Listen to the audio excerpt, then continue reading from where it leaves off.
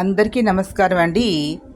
Bachirao political స్కూల్కి welcome అండి. ఈరోజు టాపిక్లో ఐడియాలజికల్ ఫెమిలరైజేషన్ అంటే ఏంటి? ఈ ఐడియాలజికల్ ఫెమిలరైజేషన్ అంటే భావజాలము, సమాజము, రాజ్యము, ప్రజలు, ప్రజాస్వామ్యము. ఈ ఐడియాలజికల్ ఫెమిలరైజేషన్ అనేది అదేవిధంగా సాఫ్ట్ పవర్ అంటే ఏంటి?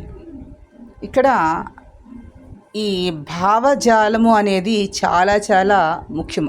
ఐడియాలజీ అంటారు. ఈ ఫెమిలరైజేషన్ అనే పదము, ఐడియాలజికల్ ఫెమిలరైజేషన్ అంటే ఇక్కడ చాలా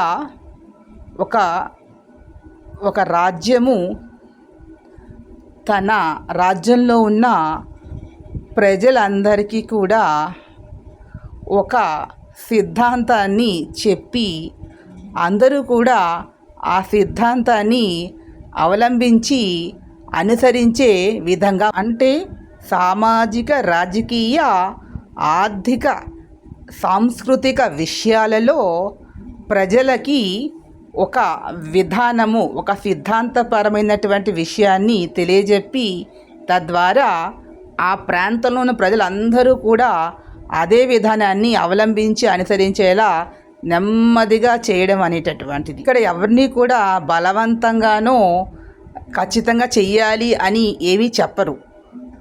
సమాజంలో ప్రజలకి తెలియజెబుతూ ఉంటారు.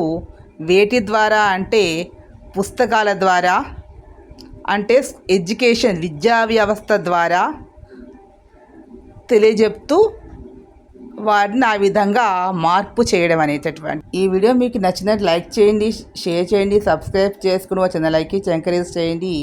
Please subscribe my channel. Thank you to all.